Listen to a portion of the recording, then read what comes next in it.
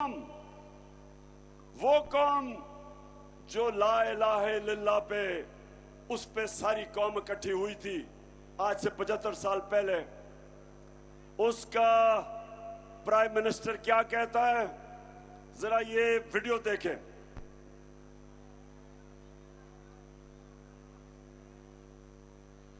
मैं सऊदी अरब से होके आया हूँ, मैं यूएई के होके, अभी मैं तुर्की होके आया हूँ, और मैंने उन भाइयों को कहा कि आप हमारे बड़े अजीम भाई हैं, हमेशा आपने हमारी मदद की। और मैंने यही कहा, जब मैं आया हूँ तो आप समझेंगे शायद ये मांगने आया, मैं मांगने नहीं आया, लेकिन मजबूरी है। जिस तरह माजी में 75 साल में आपने हमारा हाथ बटाया है, कुछ अर्सा आप हाथ बटा। मैंने कहा मैं वादा करता हूँ कि इंशाअल्लाह हम पूरी कौम हम मिलकर दिन रात मेहनत करेंगे, पसीना कराएंगे, अपने पाँव पे खड़े होंगे। अच्छा, अब एक मिनट, अब ये जरा सुने कि 75 साल से आप हमारी मदद करते रहे हैं, हम भीख मांगते रहे हैं। तो मेरे पाकिस्तानियों, और पहले तो फैसला करो कि क्या इसलिए ये मुल्क आजाद हुआ था, इसलिए लाखों लोगों ने कुर्बानियां दी थी कि आज हम इन चोरों के क़यादत के नीचे दुनिया में जलील हो, इसलिए नहीं बना था। हम कभी ना भूलना हम किसकी उम्मत है। नबी सल्लल्लाहु अलैहि वसल्लम दुनिया का सबसे अजीम लीडर, हम उसकी उम्मत है। और ये लोग जो ऊपर बैठाए हैं हमारे, जरा वो मिनिस्टर का बताएं, जरा वो क्या कह रहा है, ख्वाजा आसिफ, ये भी जरा देखें, पहले समझे कि हुआ क्या। अमेरिका जो है अगर जो है वो चाहे तो इस वक्त पाकिस्तान के लिए इतनी माशी जो है डिफिकल्टीज क्रिएट कर सकता है कि मैं समझता हूँ कि हो सकता है हम जो हमारा ऑयल बिल जो है अदा करने के लिए हमारे पास पैसे ना रहे। ऑलरेडी जो माशी हालात जो है हमारे इंतहाई मखदूश हैं। ये सारे वेंटिलेटर जो है ना, ये लगे हुए हैं अमेरिका की मर्जी से लगे हुए हैं। अमेरिका चाहे तो ये सारे के सारे जो हमें जो इस वक्त ड्रिप्स लगी हुई हैं या वेंटिलेटर लगे हुए हैं, सारे के सारे ऑफ हो जाते हैं। यानी कि हम जिंदा ही सिर्फ अमेरिका की वजह से हैं। बताएं जरा मुल्तान के लोगों, क्या हम अमेरिका की वजह से जिंदा है या ऊपर मेरा रब है? सो मैं ये आपको इसलिए बता रहा हूं कि इसलिए इनको लेके आए हैं। ये हमें इस मुल्क के ऊपर जो बिठाया हुआ है, ये उनके नौकर हैं, उनकी गुलाम हैं। ये नवाज शरीफ और ये जरदारी के दौर में 400 ड्रोन अटैक हुए पाकिस्तान पे। अमेरिका की जंग लड़ रहा है पाकिस्तान, 80,000 अपने लोग मरवा रहा है उनकी जंग में, और 400 ड्रोन अटैक, यानी एक जिसकी जंग लड़ रहे हैं वो पाकिस्तान पे 400 अटैक करता है, जिसमें औरतें बच्चे बेकसूर लोग मारे जाते हैं। और एक लफ्ज इन दोनों ना जरदारी के मुंह से निकलता है ना नवाज शरीफ के मुंह से निकलता है। और अगर आपने देखना है कि इस 22 करोड़ अवाम का प्राइम मिनिस्टर अमेरिकी सदर के सामने कैसे बैठा हुआ है, तो जरा देखें, मुजाहरा फरमाएं जी।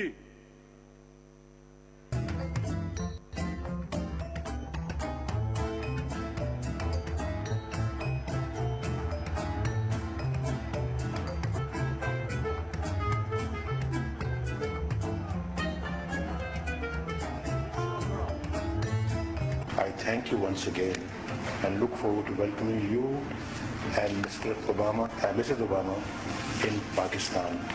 And Keema and Dal is waiting. अच्छा ये जरा, अच्छा अब ये देखें कि हमारा वजीर आजम अमेरिका के एयरपोर्ट पे उससे क्या हो रहा है, ये जरा देखें। नहीं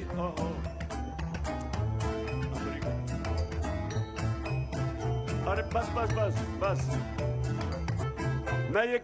मैं ये सिर्फ आपको इसलिए दिखा रहा हूं पाकिस्तानियों कि मैं आया क्यों मैं आपको जगा रहा हूं कि ये बैठा था Pakistani prime minister American president के साथ اور पर्ची से पढ़ के कह रहा था कि मैं तुम्हारा शुक्रिया अदा कर रहा हूं कि कोई गलती ना हो जाए, कहीं वो मेरे पर नाराज ना हो जाए।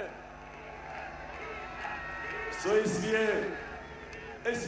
अच्छा, शहबाज शरीफ जब से आया है, यहां ऐसे लोग बैठे थे जो समझते थे शहबाज शरीफ से ज्यादा अफलातून कोई आया ही नहीं दुनिया में। नादान लोग इश्तिहार देख के 50 अरब रुपए के शहबाज शरीफ ने आपके पैसे से इश्तिहार चलाए, और उसके बाद वो नादान भी समझने लग गया कि बहुत बड़ा अक्लमंद आदमी था। वो और बात है कि 3 महीने में अल्लाह अल हक है, दूध का दूध पानी का पानी हो गया, सारी कौम को असलियत पता चल गई। जरा आप ये देखें, मुल्क का प्राइम मिनिस्टर शहबाज शरीफ मलिका बरतानिया की सालगिरह है और वो जाता है बरतानिया की एम्बेसी में बरतानिया को सालगिरह करने के लिए, बताने के लिए। और ये जरा तमाशा देखें, केक किसको खिला रहा है? बरतानिया के जो यहां सफीर है उसके मुंह पे केक डाल रहा है। ये फिर से दिखाना उनको, कहना का ये है मेरे पाकिस्तानियों, आपको मैं कह ये रहा हूं कि हम जब तक अपने पैर पे खड़ा होकर खुददार कौम नहीं बनेंगे, जब तक इसमें हमारे में खुददारी नहीं आएगी, हम ऊपर नहीं जा सकते। हम भिखारियों की तरह कभी किसी से पैसे मांगे, कभी किसी से। कौमें वो बढ़ती हैं जो इकट्ठे मिलके कौम कुर्बानी देती है, मिलके कौम हर मुश्किल का सामना करती है। जब 2010 में फ्लड आए और या मुल्तान के पास मैं खुद आया, या मुजफ्फरगढ़ डूबा हुआ था, जिधर भी दुनिया में पाकिस्तानी थे सबने मिलके पैसा चलाया, सबने पैसा इकट्ठा किया। किसी इमदाद के बगैर हमारी कौम इतने बड़े सानिया से निकल गई, क्योंकि कौम थी, कौम इकट्ठी हुई। हम 22 करोड़ पाकिस्तानी कुछ भी कर सकते हैं, लेकिन उसके लिए कौम बनना पड़ेगा। इस तरह के हमारे ऊपर चोरों को जो बैठा दिया है, इससे कौम आगे नहीं बढ़ने लगी। इस तरह कौम जब ऊपर चोर बैठ जाए, कोई कौम से उम्मीद ना रखो कि वो ऊपर जा सकती है, क्योंकि आज तक दुनिया की तारीख में जब तक कौम ऊपर गई है, कौम मिलके कानून की बालादस्ती कायम करके, इंसाफ दे के, फलाई रियासत बना के, अवाम का ध्यान रख के, तब कौम ऊपर जाती है। अब मैं आपको जरा एक रेडियो आकाशवाणी, जो पाकिस्तानी रेडियो आकाशवाणी है, झूठों की शहजादी, जरा अब मैं आपको एक स्किट दिखाना चाहता हूं। इंडियन रेडियो ये जो आपको फैसल ने बताया था 1965 की जंग में, इंडिया का एक ऑल इंडिया रेडियो होता था आकाशवाणी, वो सारा वक्त खबरें दे रहा हो रहा था कि वो लाहौर भी फतह हो गया और पाकिस्तानी फौज हार गई, यानी हर झूठ की खबरें वहां से आती थी। अब हमारी मरियम बीबी हमारी आकाशवाणी बन चुकी है। तो मैं आप जरा पहले बैकग्राउंड दूं। इन्होंने इस मुल्क का पैसा चोरी करके शरीफ खानदान ने, नवाज शरीफ ने, लंदन के सबसे महंगे इलाके में, मेफेयर, मैं लंदन जानता हूं, लंदन सारा यूरोप में सबसे महंगा शहर है, उसके महंगे इलाके में इन्होंने 4 बड़े महल्लात खरीदे। तो मैंने उसकी निशानदेही की। मैंने जब कहा कि देखें ये आपके पास किधर से पैसा आया ये 4 महल खरीदने के, तो जब मैंने ये पूछा तो सबसे पहले शहबाज शरीफ के, अच्छा ये सुने, ये 2012 की है, सुनाए। آپ کی 4 اپارٹمنٹس ہیں, ان کی 1 ارب سے زیادہ, 1 ارب روپے سے زیادہ ان کی قیمت ہے. اب 4.5 ارب تک پہنچ گئی ہے ان کی قیمت. آپ نے اپنی جو ٹیکس میں ٹوٹل آمدنی بتائی ہے 94 میں 1.5 لاکھ روپے. مجھے یہ بتائیں کہ آپ نے اربوں روپے کی مے فیئر میں پراپرٹی خریدی کیسے؟ بات یہ ہے کہ جن اربوں روپے. اچھا, اب یہ آئے ہیں جناب شہباز شریف کے بیٹے جو بھی مفرور ہیں, سلمان شہباز, یہ کیا کہتا ہے, یہ ذرا سنیں. 2012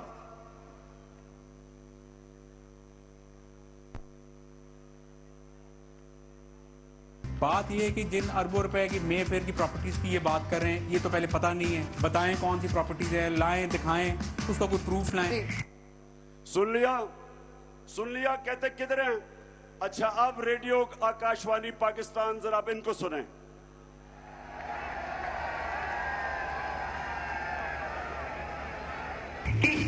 اس طرح مجھے لگا کہ آپ لوگوں کو بیوقوف نہیں بنا سکتے. میری سینٹرل لنڈن میں پراپرٹیز تو دور کی بات ہے, میری پاکستان میں بھی کوئی پراپرٹی نہیں ہے. میں اپنے والد کے ساتھ ہے, اور مجھے سمجھ نہیں آئی کہ میری اور میری والدہ کی اور بہن بھائیوں کی پراپرٹیز یہ کہاں سے نکال کے لے آئے ہیں. سنا یہ پہلے اس کو کورٹ میں تو لے کے جائیں. جس طرح کا پیپر یہ آپ کے سامنے.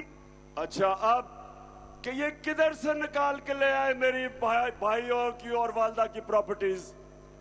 اب ان کو نہیں پتا تھا, مریم کو, کہ 2 سال کے بعد ایک انٹرنیشنل بین الاقوامی انکشاف ہوگا جس کو کہتے تھے پینما پیپرز.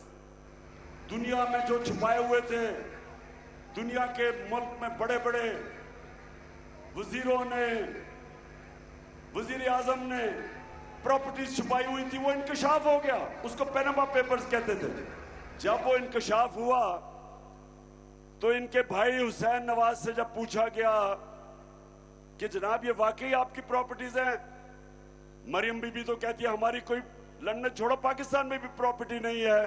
تو اب سنیں وہ کیا کہتا ہے.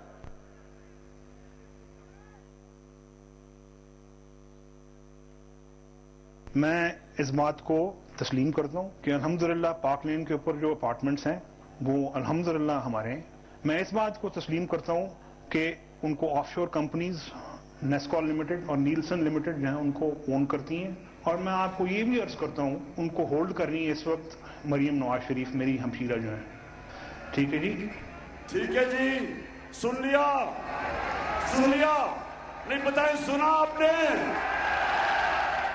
کہ میری کوئی پراپرٹی نہیں. اور اللہ نے جب اللہ الحق کا سچ سامنے لے آیا تو کہتا کہ وہ 4 محلات اربوں روپے کے مے فیئر سب سے مہنگے علاقے میں وہ میری بہن مریم نواز شریف اون کرتی ہیں. اب جھوٹ بولنے کی کیا ضرورت تھی؟ کیوں جھوٹ بولنا, بتائیں نا ذرا, ملتان بتاؤ. کیونکہ چوری کا پیسہ تھا, آپ کا پیسہ تھا. اور یہ جو میں آپ کے سامنے دوسری, ایک خوددار قوم اور دوسرا کبھی بھی جس قوم کے پرائم منسٹر, اس کے وزیر اس ملک کا پیسہ چوری کرتے ہیں, کرپشن کرتے ہیں, وہ ملک اوپر نہیں جاتا. کرپشن اور چوری میں کیا فرق ہے بتائیں نا, ملتان کے باشعور لوگوں, چوری اور کرپشن میں کیا فرق ہے؟ چوری مثلاً